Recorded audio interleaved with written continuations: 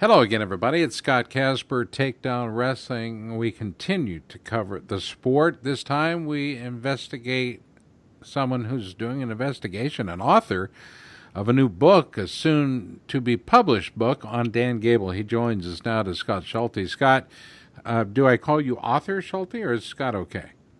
Scott's just fantastic. Welcome. How are you?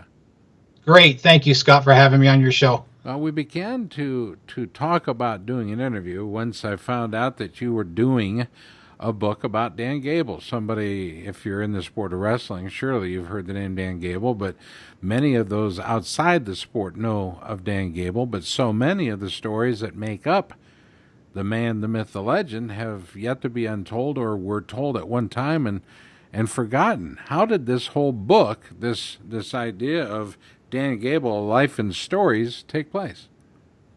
I think I came up with this idea of telling a story or telling a biography through having one chapter tell a story. So if you have 20 chapters, there's going to be 20 standalone stories. And I was looking for someone to kind of kick off this concept. And I met Coach Gable at the Olympic trials, and being a wrestling coach, wrestling fan, I had in the back of my mind that, man, this would be just the greatest thing in the world. And through a series of events, we determined that we'd move forward with the project. And it's been a dream come true for me as a writer and as a wrestling fan and coach to work with Dan Gable. I mean, sometimes I have to pinch myself and say, I'm just blown away by it that I'm working with Dan Gable. It's almost overwhelming. It's so real and yet almost surreal. I mean, half of the Big Ten coaches once wrestled for Gable, if that tells you how impactful he is. The other half were at camps that he conducted, I'm sure.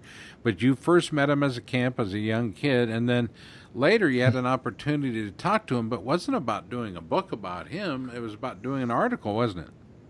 Right. When I was at the Olympic trials, I was with a friend of mine, and between the sessions, they had that fan fest, and I had never known about his sister's murder, and I thought that would make a very compelling article.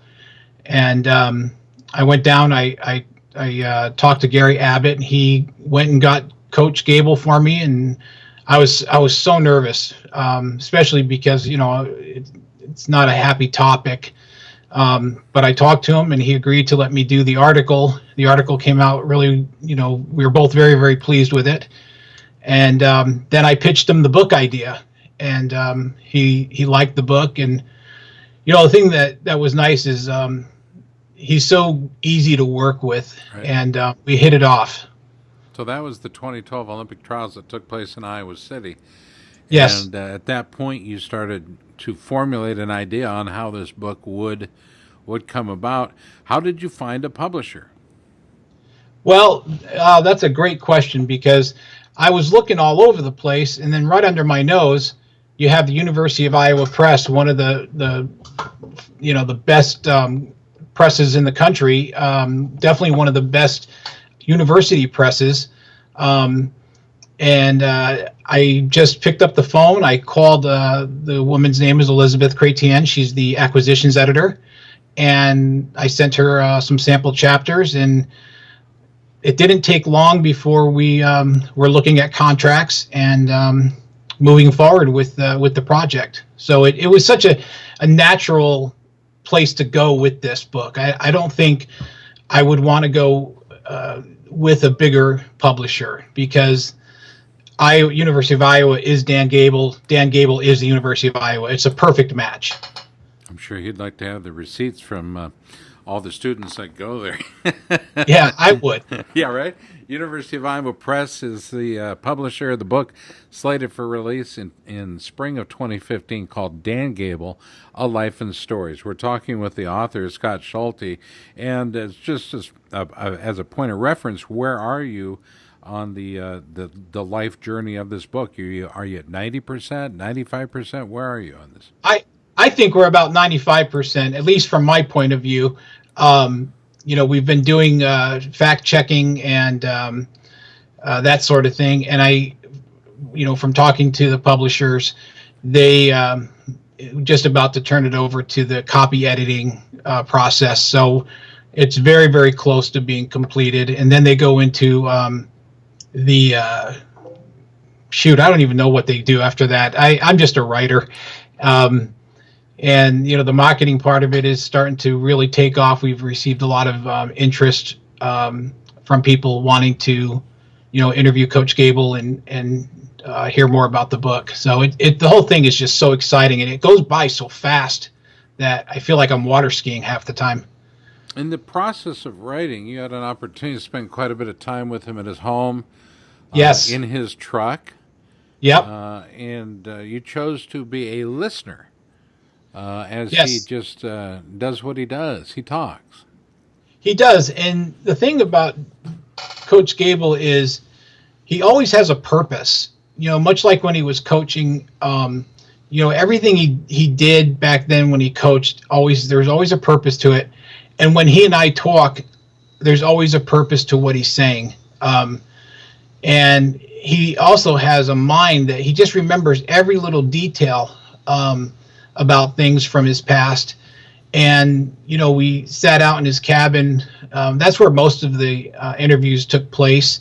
We also did some interviews as we drove out to Waterloo and for an event. And, you just, for me, it was so easy. I just sat there with my recorder, asking questions. And like you said, mostly listening, because he's Dan Gable, for crying out loud. Yeah. If you can't get excited about listening to him, there's something wrong with you. I think there was, and correct me if I'm wrong, but you were caught in a storm or something. Yeah. The thing that crossed your mind at that point was what? Just how much I learned by spending all this time with him and talking to him on the phone and texting each other in the middle of the night about different ideas. I've learned more from Dan Gable in the last 2 years than outside of my father I've learned from any other person in my life. That's how much of an impact this experience has had on me. Have you talked to other coaches? Have you talked to athletes that were coached Yes. by Gable? What's that experience been like? That's been really great. There's a chapter in there called The Deduction of Barry. Help me out here. Wisconsin. I just had a brain Barry cramp. Davis. Thank you. Sorry, Barry. So I got to talk to him, and he's just a hoot to talk to. And I got to tell you, for me, the two people that I really enjoyed talking to the most were the Brands brothers, Tom and Terry. And I think part of it was because I had read them so wrong. You see them at tournaments and stuff, and they're so intense and everything. But these are two of the finest men, just class. They bent over backwards to help me achieve my goals with this book. And I really enjoyed getting to know them through this process. He's an icon, has iconic status, and yet is still so real and approachable. Yes.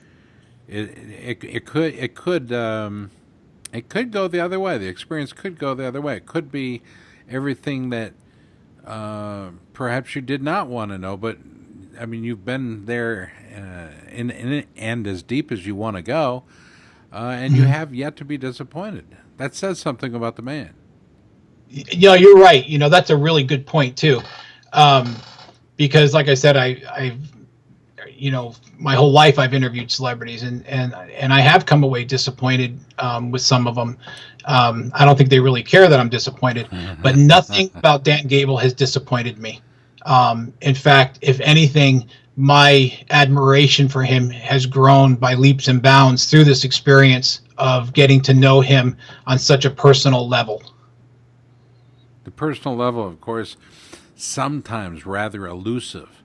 Yes. But if you know something about Gable, I guess one thing you could take away, and again, everybody that doesn't know, maybe is surprised to learn it, is that he is so approachable, willing to shake hands, offer advice, and it doesn't seem like he's, I told you so, or like he knows everything. It's just Dan Gable, and that may be the greatest joy. Is it the greatest joy for you in the process of writing this book? Yeah, absolutely. Because I was, especially the first time I flew down, um, and it was funny because Luke Lofthouse's wife actually gave me a ride from the airport to my hotel. And I remember talking to her, and I was so nervous about doing these interviews. And Coach Gable picked me up the next morning, and we went out to his cabin. And within 15 minutes, I felt like I'd known him forever. Yeah. And he was so accommodating and so kind. And you kind of have to remind yourself that you're talking to one of the most amazing athletes to ever walk this earth, as far as I'm concerned. And you're not just talking about wrestling, you're talking about one of the most amazing athletes, period. Yes. Yeah. What he did, as I've learned, what he put his body through and his mind through, it is absolutely mind-boggling to me that a person could actually do what he did, to be that driven, that focused for so long. Yeah. And then shifted into the coaching arena is really fascinating. There are some people that fold under the life in the spotlight, or a life in the spotlight. If anything, the spotlight has recharged him continually and allowed him to continue to be Dan Gable. Disagree or agree? Oh, I totally agree.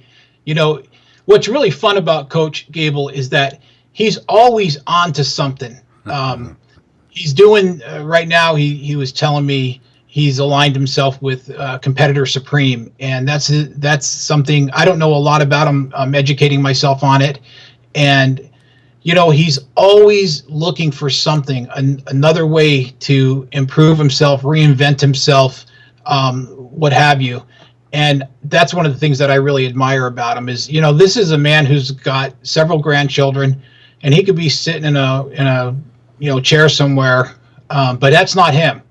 He's always on the move, and it's just something that's fascinating to watch.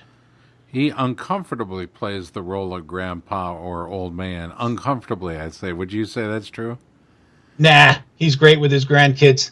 When I look at him, I don't see an old man. I just see Dan Gable, and it's really interesting. And through this book experience, I have a chapter.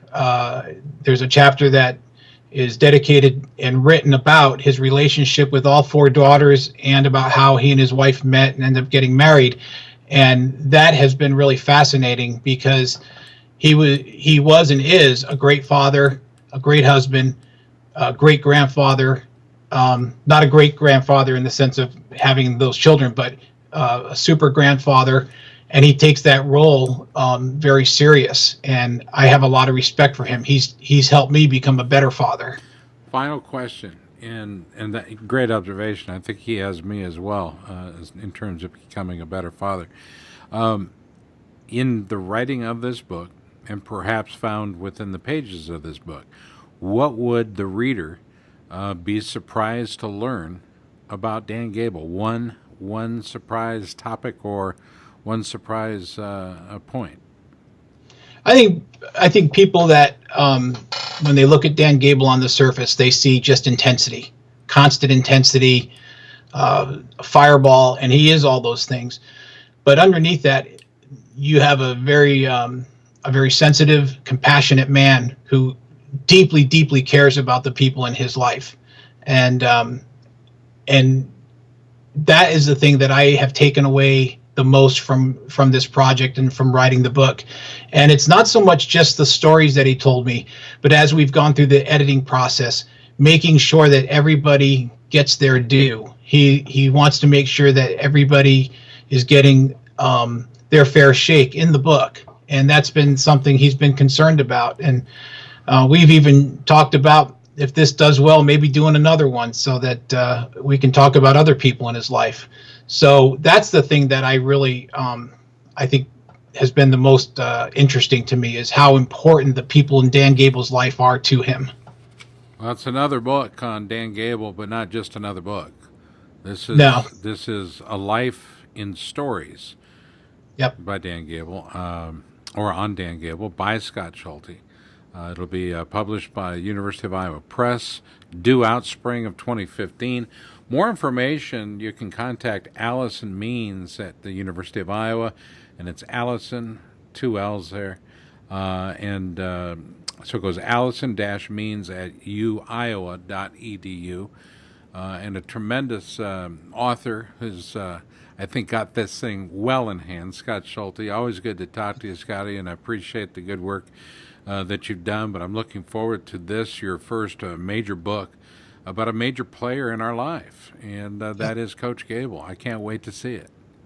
Well, thanks a lot for having me on the show. I really appreciate it, and I really enjoy it. All right. Well, God bless you. Scott Schulte has been our guest. Again, the name of the book, Dan Gable, A Life in Stories, due out, University of Iowa Press, spring of 2015.